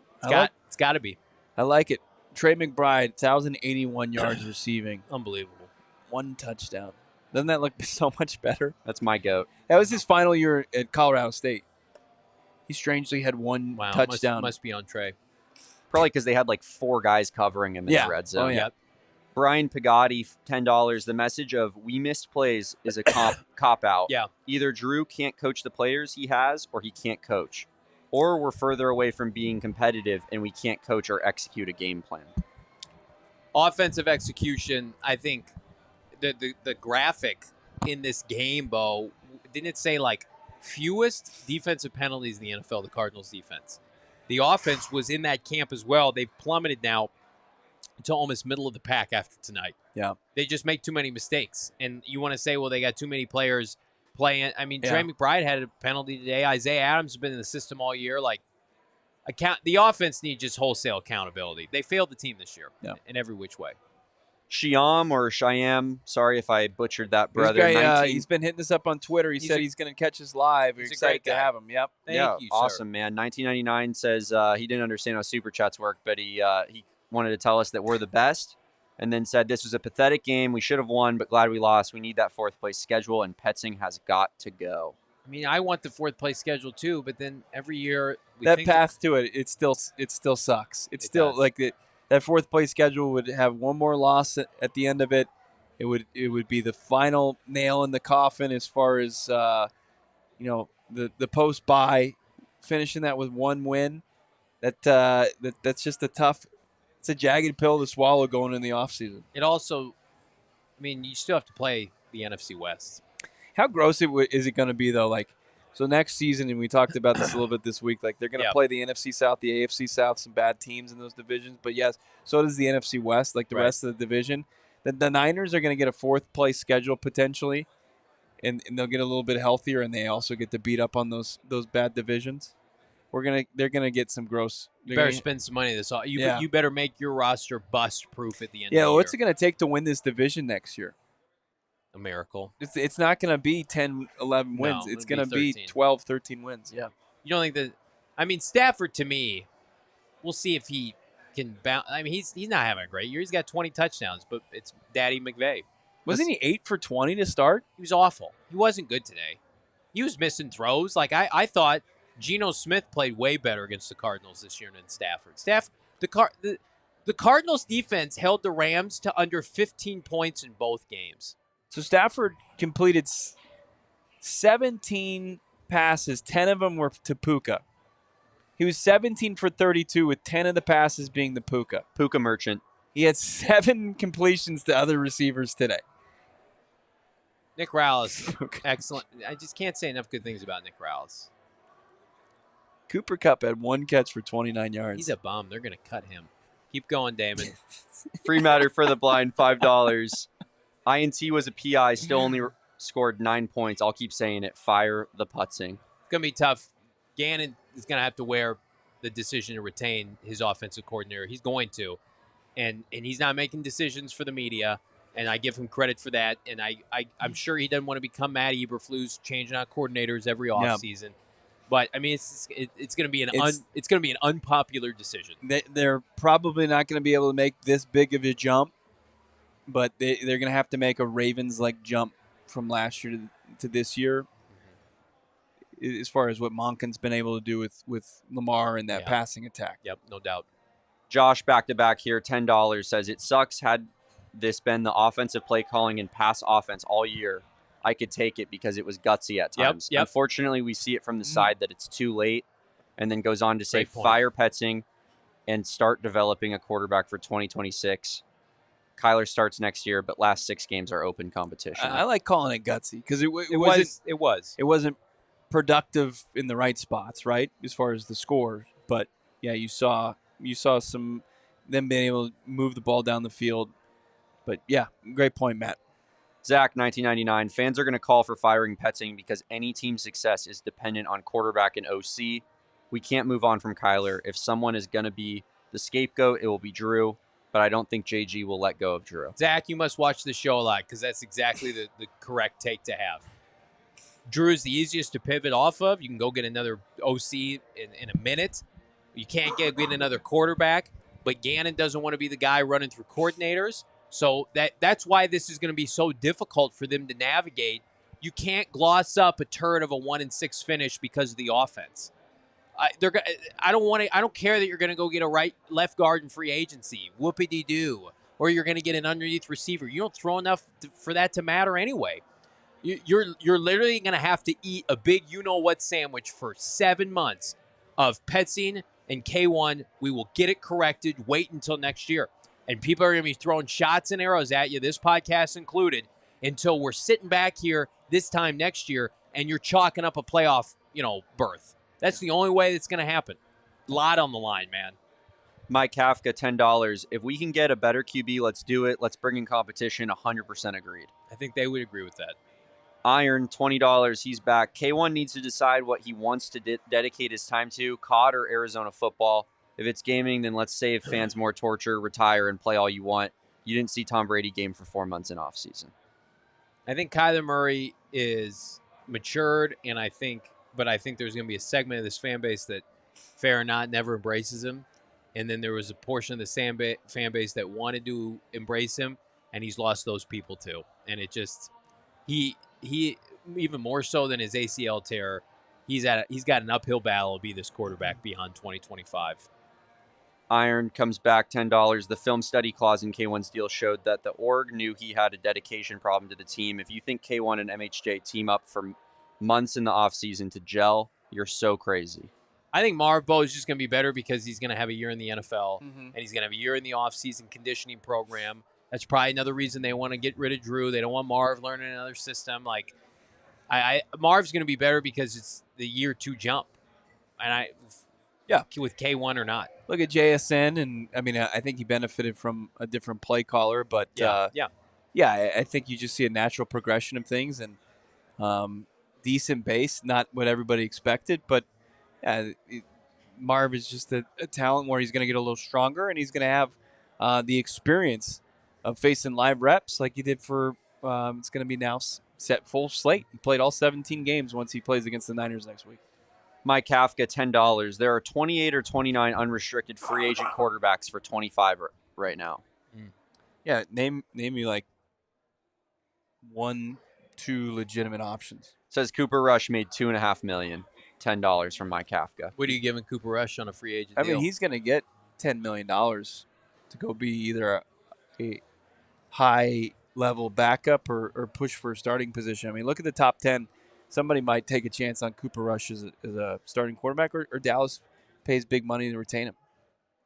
Miles Johnson, $5. Kyler Murray is a backup quarterback, not a starter. Get a starter. He's a mid-tier starting quarterback right now. He's a Derek Carr esque kind of QB.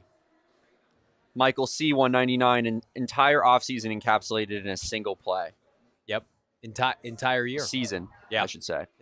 Absolutely, Michael. Well said. Michael, $4.99. Glad they lost. I fear a win would have allowed Petzing to keep his job. A loss forces the team to take a good hard look. I think you think you need another similar. I think you need a complete implosion next week, Michael. For that for those of you rooting for Drew Petzing to be fired, I think next week you have to look non-prepared to the point where Gannon has no choice. Lauren Downey, £5. Always McBride's maids, never the bride. We are serial losers. D overplayed their talent yet again. Trey is a stud. This team never seems to finish. I love Jonathan Gannon. I just want better things for him. Well, that was a great super chat, though, Lauren. Thank you. It was, Lauren. Ben the Cardinals fan, $199. Take Kenneth Grant round 1 and Jalen Royals round 2. Damon, do you know who those people are? No, I'm not too familiar, to be honest. Okay. We'll start. Bo and I and Johnny are going to get really, really nasty on draft season. We were ready to kind of punt, not really on draft season when this team was going to the playoffs.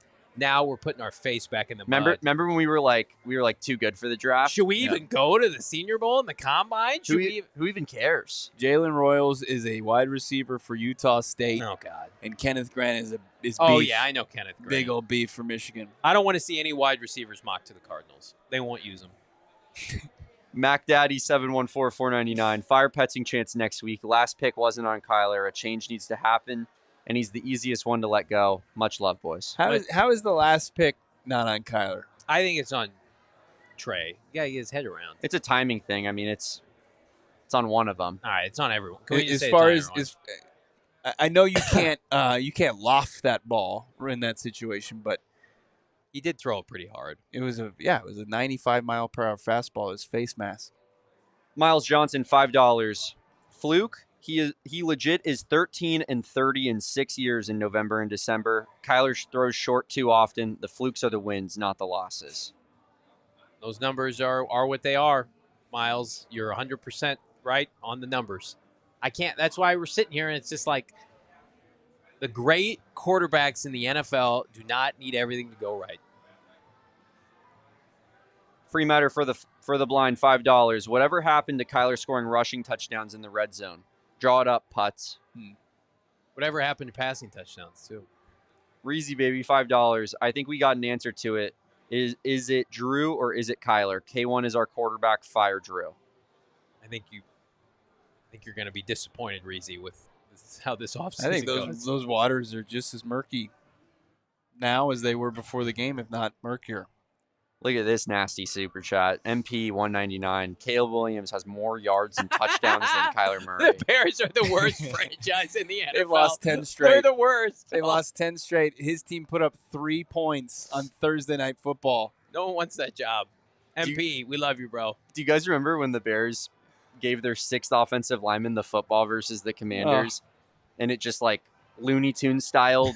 Have you seen like the analytics on Caleb Williams? He's statistically, analytically one of the worst. He's the worst. He's the worst quarterback in the league. He's on pace to be sacked 75 times this year. I can only laugh. It's so depressing. We're talking about Cooper Rush in the Cardinals QB room. But MP, we appreciate your super chat and the levity you bring. Too Slim Shady, $6.99. I'm so sick of the crunch time argument. Maybe if our game plan wasn't so conservative, we've had more than 9 points in the fourth quarter. That fourth down call to some city it's a fireball offense. So really bad. It's atrocious. And then they end around to we're gonna Michael put Wilson. James Conner on one leg at fullback. James, get in there. I can barely move, coach. We're gonna have you move less because you're at fullback. Free matter for the blind, $5. Kyler could score 20-plus a game with Cliff, but not with Drew. Wonder what the problem is. Cliff Kingsbury's having a good year. Good for Cliff. He was always nice.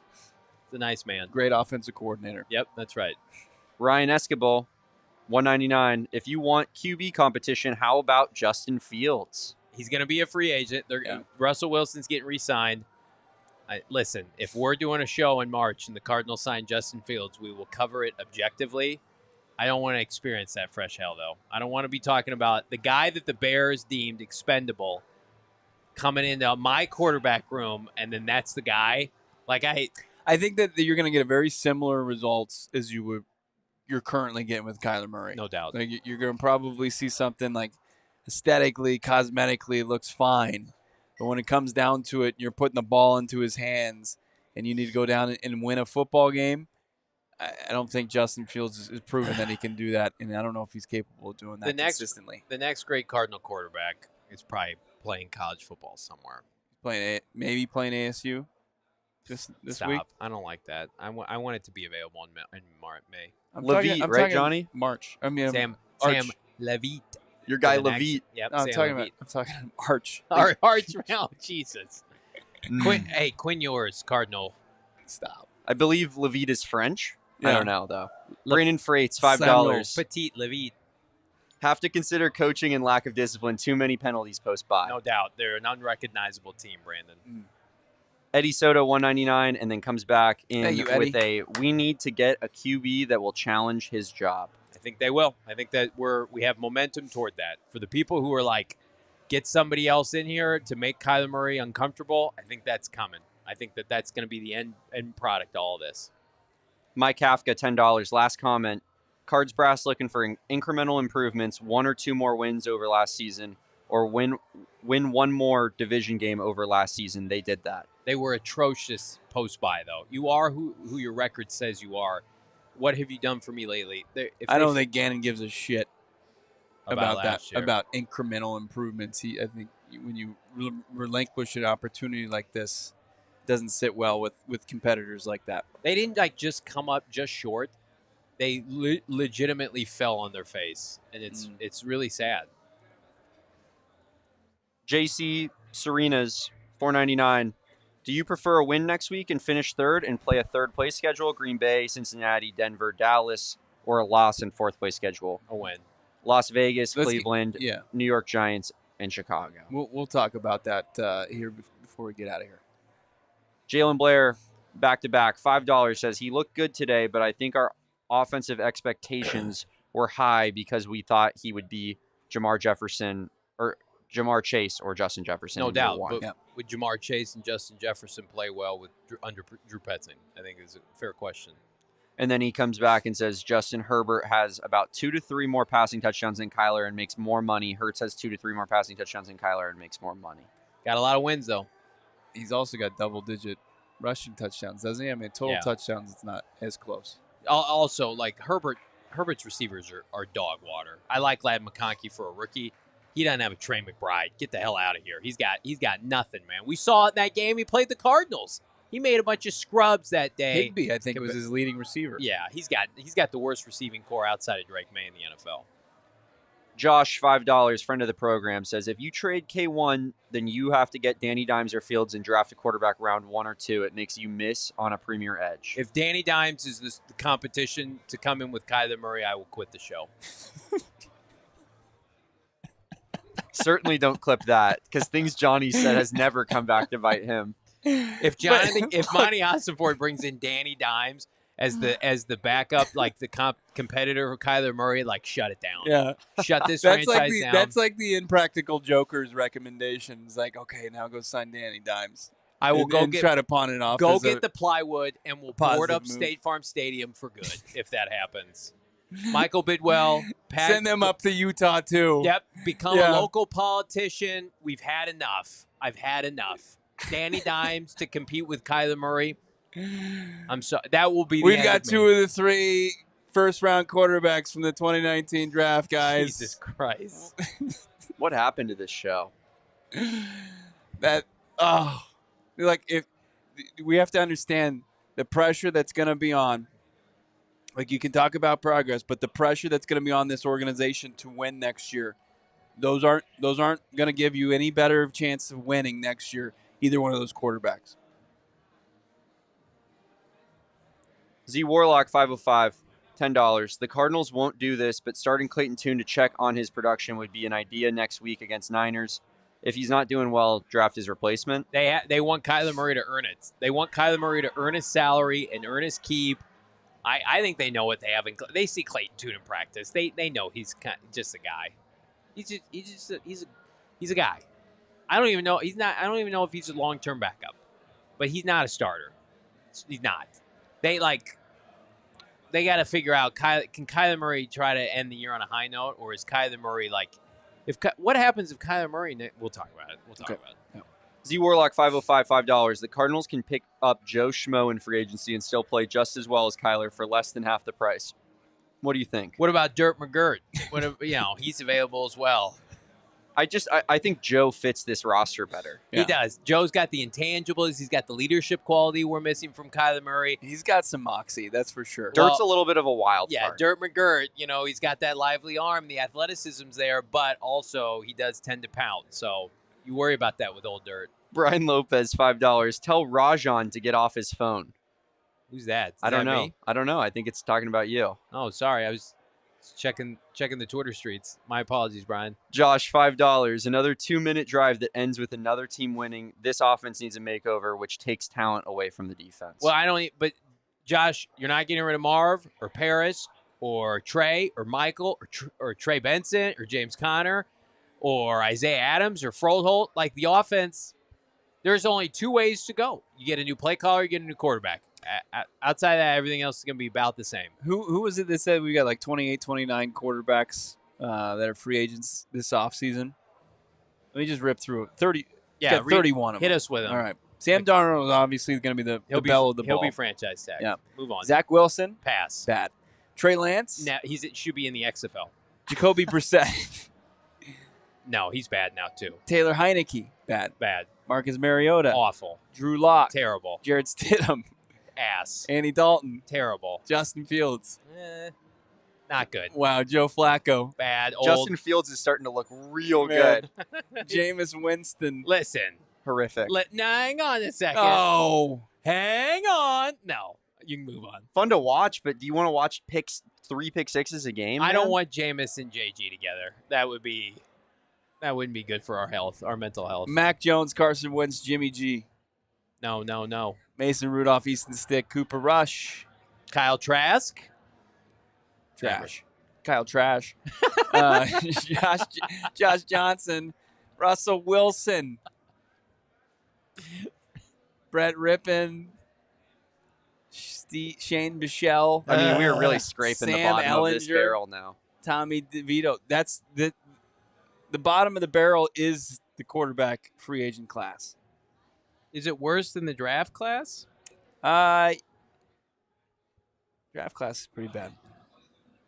Kyler Murray picked a hell of a year to have a bad year because he's like, you guys can't replace me. There's nothing out there. Go to the Goodwill store, the dollar store. Go get a quarterback. Oh. Kyler Murray's like, you guys are going to complain about my lack of touchdowns and my interceptions post-bye. Zach Wilson will fix you up, right? Go get Zach Wilson, Monty Austin Ford. Go get Quinn Ewers to replace me.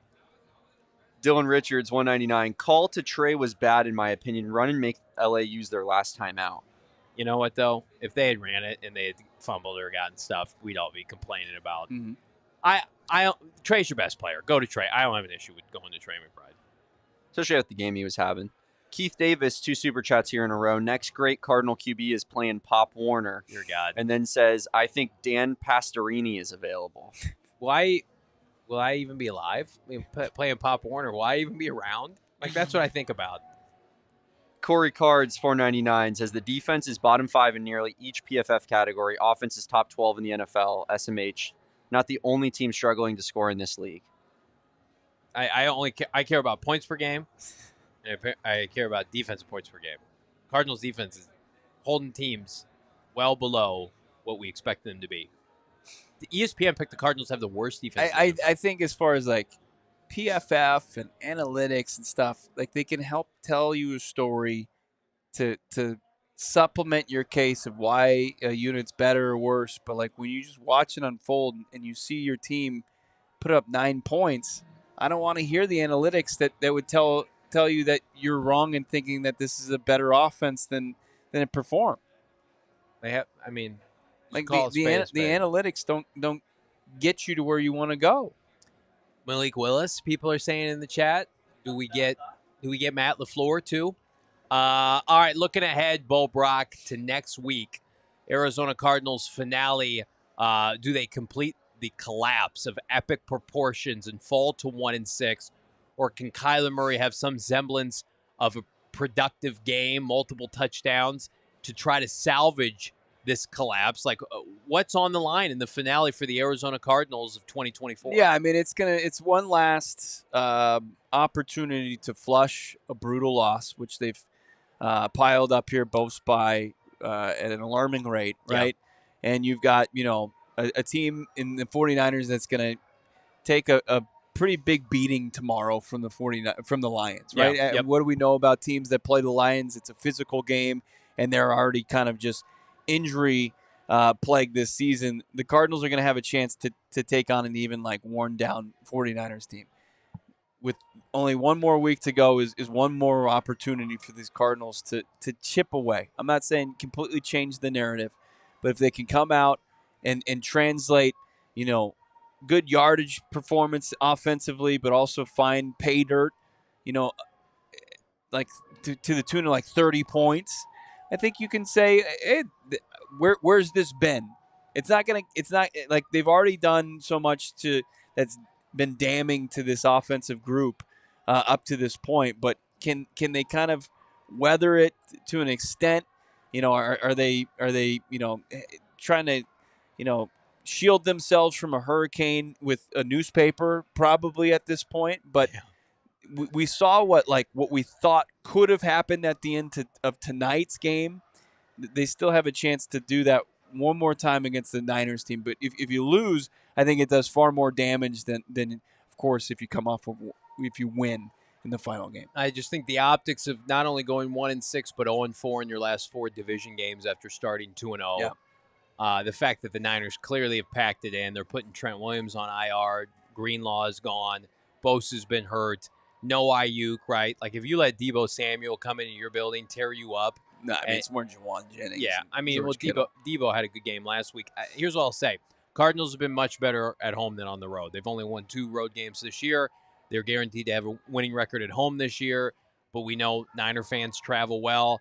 I just think if you're Kyler Murray, do you let this game fester, or do you have the kind of the gumption to go out and make a lasting impression for Monty Ossenfort? Because that's who you're trying to impress right now. You're a new boss. Everybody's had it at their employer at one point or another. You're trying to impress the guy who cuts the checks and the guy that didn't sign your contract once upon a time.